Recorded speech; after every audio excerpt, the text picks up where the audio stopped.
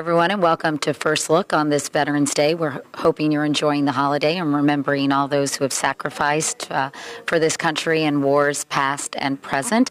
Meanwhile, coming up tonight, it's not a hugely busy news day, but we're going to be taking a look at increased air travel and what that might mean for the already overburdened airline industry. Richard Schlesinger is taking a look at that. Meanwhile, John Blackstone is covering the oil spill in San Francisco Bay. A criminal investigation has been launched. Meanwhile, there's a bigger oil spill with apparently some pretty dramatic pictures in the Black Sea.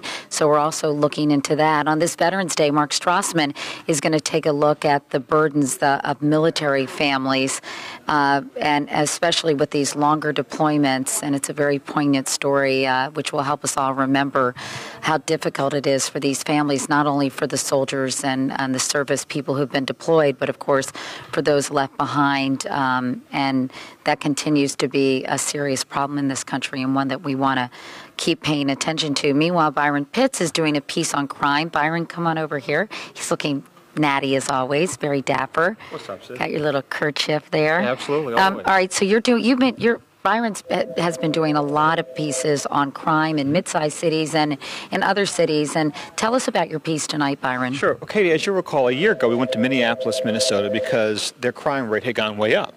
And much to our surprise, it's gone down almost those same numbers in the past year. So we went back to see what happened in Minneapolis. And to come to find out, it's a trend in mid-sized cities like Minneapolis, Cincinnati, Ohio, Sacramento, California, Houston, Texas, where their crime rate is going down versus major cities like New York and Los Angeles, where the violent crime rate is going up. And can you give us a little bit of a hint in terms of what they're doing to solve the problem and bring those numbers back down? Well, I think in many ways they've sort of gone old school, that they're going back to techniques that worked when you and I were children. Like cops walking the beat? Yeah, cops walking the beat. And also, they discovered in Minneapolis that 50% of their violent crimes are committed by juveniles or people 25 and under. So what they decided to do was to put more cops, be cops out, but also spend more time on things like truancy and making the decision that if you can keep a kid in school, you're more likely to keep them out of trouble and out of jail. And so basically they've become very aggressive about going after kids like, why aren't you in school today?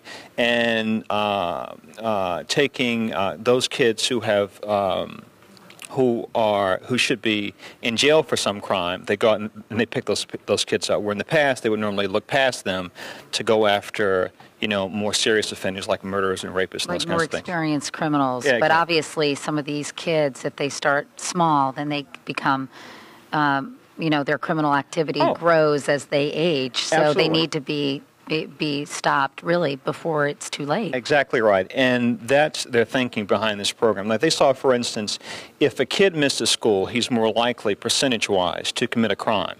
If he commits a minor crime when he's 13, he's more likely to commit a violent crime when he's 18. So they figure if they can deal with them while they're young, they can keep them out of prison and protect their community. Well, that's great. It's nice to have some positive news. Yeah, absolutely. Meanwhile, probably some larger urban areas should adopt some of these policies as well, since crime is increasing, as you mentioned. Oh, without question. And, several years ago, there was this thing called the Boston Miracle, where in the city of Boston, they did exactly this kind of thing, but they got away from that program. There's some talk that cities like Boston and New York and Los Angeles will now go back to some of these programs that they used quite successfully in the 1990s. I guess they're pretty expensive, but obviously it sounds like money well spent when it comes to, investing in these kids and keeping the crime rate down in the future as well. It's a good long-term investment. Oh, without question. As one cop told us, it's cheaper to send a kid to college than it is to send him to prison. All right. Byron Pitts. Thank you, Byron. Always. A pleasure. Appreciate it. Anyway, that's this edition of First Look. Hopefully you'll watch tonight the CBS Evening News with Katie Couric and also my friend Byron Pitts here and a lot of other great reporters. So thanks for watching, and we'll see you tonight.